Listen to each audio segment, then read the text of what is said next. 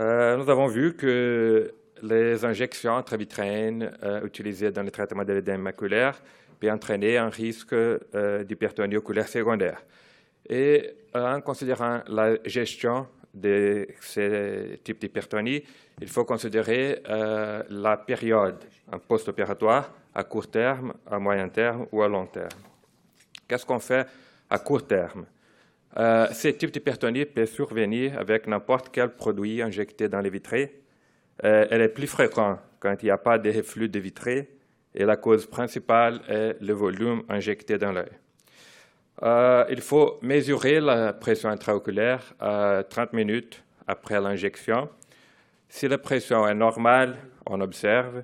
Si la pression est peu élevée, et les études nous montrent une limite de 28 mm de mercure pour ce type d'hypertonie secondaire.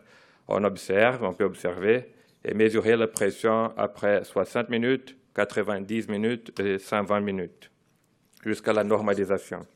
Si la pression est trop élevée à 30 minutes, au-delà de 28 mm de mercure, on peut considérer un traitement médical ou même une ponction de la chambre intérieure qui a été nécessaire dans 4% des cas dans cette étude Vision. Pour les hypertonies persistantes, ces types d'hypertonies qui vont apparaître après à moyen et à long terme, on doit séparer les groupes selon la molécule qui a été injectée dans les vitrées, les corticoïdes ou les anti-VEGF. Pour les corticoïdes, nous avons vu que le mécanisme d'action peut être double, une obstruction mécanique trabéculaire en cas de triamcinolone ou une dysfonction trabéculaire en cas de glaucome cortisonique.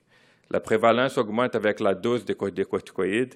Dans ces cas-là, nous voyons une dose de 4 mg de triamcinolone peut entraîner 30% d'hypertonie et une dose de 25 mg peut entraîner presque la moitié des cas d'hypertonie secondaire. Les facteurs de risque, nous avons vu le jeune, le glaucomateux, les patients portant uvéite, la dose élevée des corticoïdes et la PO basale au-delà de 15 mm de mercure. En cas d'injection de triamcinolone, le traitement médical a été nécessaire dans presque un tiers des cas, dans ces cas post-occlusion veineuse. Et il a été nécessaire en environ 1,3 médicaments par œil dans une révision de la littérature. On peut même utiliser, dans les cas réfractaires, l'acétazolamide orale. Et dans ces cas-là, on peut essayer de faire une trabéculoplastie laser. Chez les cas vraiment réfractaires, on peut les opérer. On peut faire une chirurgie filtrante, soit une trabéculectomie, sclérectomie profonde ou même des implants.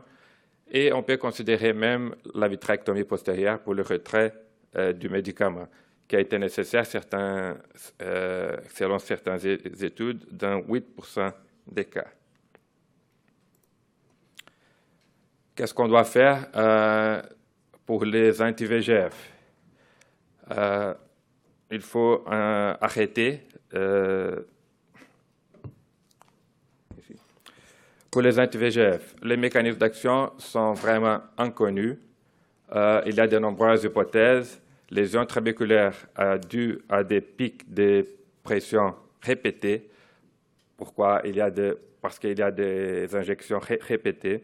L'effet toxique trabéculaire direct par une trabéculite ou obstruction mécanique trabéculaire par des protéines de haut poids moléculaire présentes dans les vitrées ou gouttes de matériaux en silicone provenant de la seringue.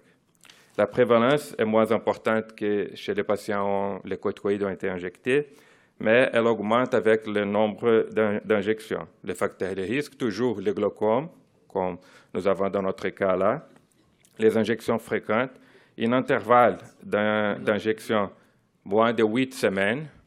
Donc, il y a un avantage théorique pour le nouveau anti-VEGF qui a un effet prolongé.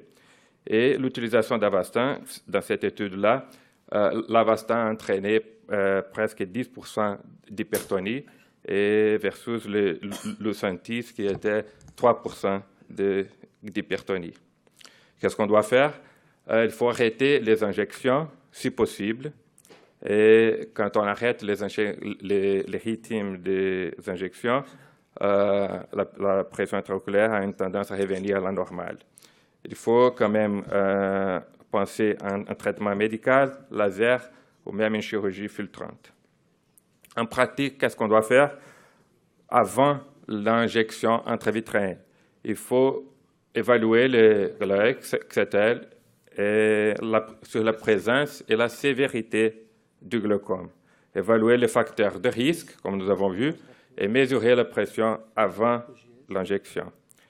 Juste après, à court terme, il faut évaluer la pression immédiatement après l'injection par tonométrie digitale. Une compression légère du globe oculaire est suffisante et considérer une ponction de la chambre antérieure chez les glaucomateux.